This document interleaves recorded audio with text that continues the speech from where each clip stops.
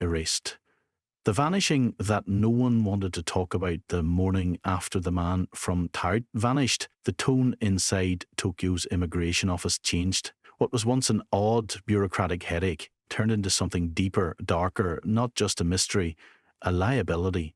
Officials had lost a man who didn't officially exist, and now they had to decide how to explain it, or if they should explain it at all. The room was sealed, the hallway footage reviewed, the guards questioned repeatedly. They swore they hadn't dozed off, they hadn't looked away, nothing happened, no one came in, no one went out, and yet the room was empty. To understand how seriously this was taken, you need to understand Japan in 1954. Post-war Japan was rebuilding, re-establishing diplomatic relations, stabilizing borders, and desperately trying to project competence on the world stage. A missing foreign national from a non-existent country was not only a mystery, it was a threat to their credibility. The fallout began immediately. Within hours, officials from the Ministry of Foreign Affairs arrived. They ordered all reports locked under a temporary special access clause. The hotel staff were interviewed, then made to sign non-disclosure agreements. So were the airport guards. And then, strangely, even the janitor who cleaned the immigration office that night. Then came the men in grey suits. Eyewitnesses, few that there were,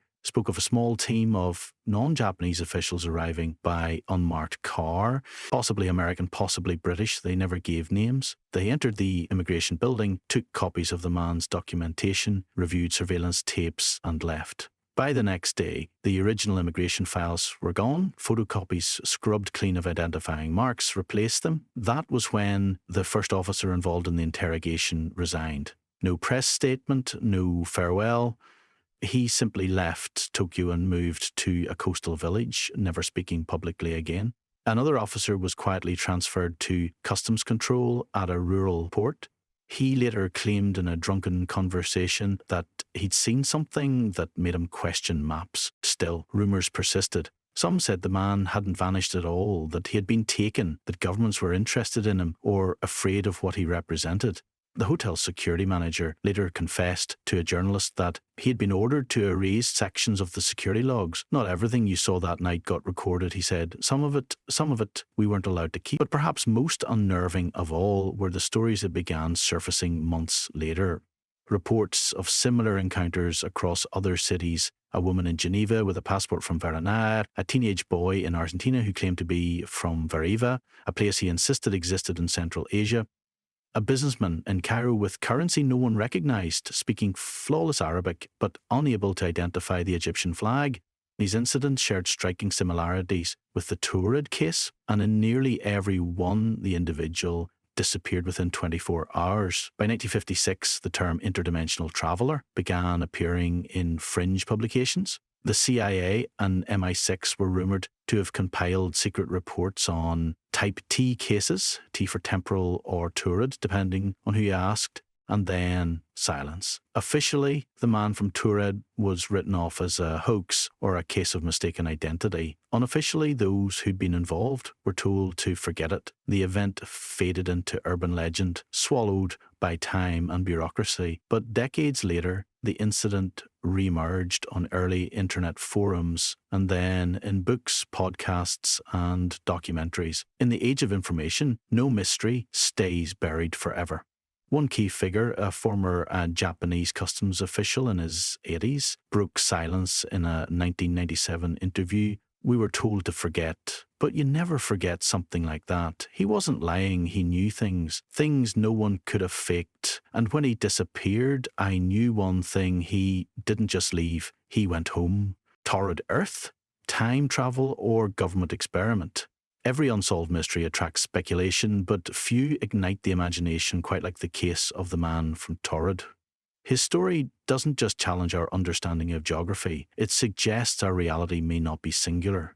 As the years passed, 5 primary theories emerged, each one more unsettling than the last. The parallel universe hypothesis, the most popular theory and perhaps the most terrifying, is that the man came from a parallel Earth, a world similar to ours but not the same. In that reality, Taured exists. It's a sovereign nation nestled in the Pyrenees, where Andorra sits in our world. The man knew its history, he used its currency, he had diplomatic stamps from countries that existed, just not in our version of reality. Could it be that for a brief moment, The veil between universes thinned and someone slipped through. This idea gained traction when people began pointing out other oddities. Small, seemingly trivial details that people swear were different growing up. Logos, movie lines, geography, part of what became known in pop culture as the Mandela effect. What if the Taured incident was the Mandela effect in its most extreme form? Time traveller displaced by a divergence. Others suggest he was a time traveller, not from our past, but from a branching future. In his timeline, the 20th century unfolded differently. Borders shifted, wars ended differently. Taured formed instead of Andorra. His knowledge of Tokyo, global finance and current events was perfect, but his geography was wrong.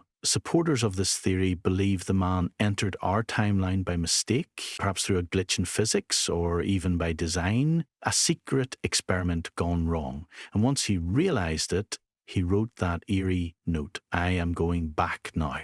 But if time travel was involved, where did he go and how? A government experiment or psyop? Some believe the Taured man was part of a psychological experiment, a Cold War era test of perception, memory and security response. Japan in the 100 and 950s was a hotbed of intelligence activity. The CIA, KGB, MI6 all operated under diplomatic covers. Could Taured have been a planted hoax, a test subject with fabricated documents designed to see how Japanese immigration handled impossible scenarios? There are red flags that support this theory. The sudden arrival of foreign agents after his disappearance, the erasure of documents and recordings, the sealed official records. But this theory only explains the cover-up, not the mystery itself. If he was an agent, how did he vanish from a locked room? Psychic projection or shared delusion? A more fringe theory comes from parapsychologists. They argue that the man was a thought form, a tulpa, created by collective belief or psychic projection. Sound far-fetched? There are cultures with long histories of such phenomena. In Tibet, monks describe creating tulpas, beings that appear real, act independently, and interact with the physical world, but aren't technically alive. Was the man from Taured a psychic construct, a shared hallucination? If so, who dreamed him into existence and why? Dimensional overlap, a glitch in the matrix. The most surreal theory claims that Taured exists not somewhere, but somewhen, in a parallel frequency of our world, a dimension occupying the same space but on a different vibrational plane. In moments of extreme stress, quantum instability, or electromagnetic disturbance, a person can phase in or out of alignment. The man from Taured might have fallen between realities, landing here by accident. His presence was temporary, his return inevitable. Supporters of this theory cite electromagnetic spikes at airports, strange disappearance clusters, and reports of people vanishing in sealed spaces, like that hotel room. So, which theory is true? No one knows, but each one raises a terrifying possibility that our world isn't the only one, that sometimes people fall through the cracks, and when they do, they take their secrets with them. The door between worlds and the man who walked through it. He was never seen again. No name, no trace, no answers. The man from Taured remains one of the most bizarre and chilling airport mysteries of the 20th century. A man with verifiable documents, confident knowledge and calm demeanour, who insisted on a country that doesn't exist, who passed security checks, who spoke multiple languages fluently, and then vanished from a locked hotel room, leaving behind only 5 words, "I am going back now." To this day, no conclusive evidence has ever emerged to explain what happened. Governments refused to comment, files went missing, witnesses went silent. And all that remains is the story, whispered across forums, repeated in conspiracy circles, and occasionally adapted in films or short documentaries. But here's the thing, the story didn't end in 1954. In fact, it may have only just begun. Other sightings. In 1973, airport officials in Madrid detained a man with an embassy ID from a country called Tamania. The ID was authentic in design, but no such nation existed. In 1992, a confused woman was found wandering in Johannesburg airport, carrying a passport from Ballora. She spoke perfect English and Portuguese, but insisted she was born in a capital city no one had ever heard of. In 2008, a man in Chicago was caught using a driver's license from a state named Wexler. It had a full state seal, motto, and even tax records embedded in the barcode. When questioned, the man collapsed and never woke up. The body was claimed by no one. Each case came with similar features: real documents, unfamiliar geography, vanishing or death within hours. Are these isolated incidents, hoaxes, mental illness, or is something slipping through? A final clue: in 2015, an amateur researcher and map archivist named Daniel Whitmore stumbled across a 1923 French atlas in a private collection in Marseille. Inside, between the pages for Spain and France, there it was: Taured, a small country, mountainous, capital city, Tamanrose. Population 650,000, marked in blue ink with trade routes running through it, postal routes, tax zones. The atlas is real, verified, unaltered, but modern versions of that same publisher's atlas have no trace of it. Daniel reached out to libraries, universities, even the Vatican archives. No one had ever heard of the country. That atlas is now locked in a climate-controlled case in a private European collection, and yet photos of it circulate, blurry, low resolution, always doubted. What if, for one brief moment, our realities overlapped? What if Taured was real, just not here? And what if that man didn't wander into our world by mistake, but on purpose? The real haunting? Here's what truly haunts those who study the case. Not just that a man appeared from nowhere, not just that he disappeared without explanation, but that he never acted confused. He didn't ask, "Where am I?" He didn't say, "This place looks strange." He wasn't lost. We were. From the moment he stepped into Tokyo Haneda, he treated our reality like it was the anomaly.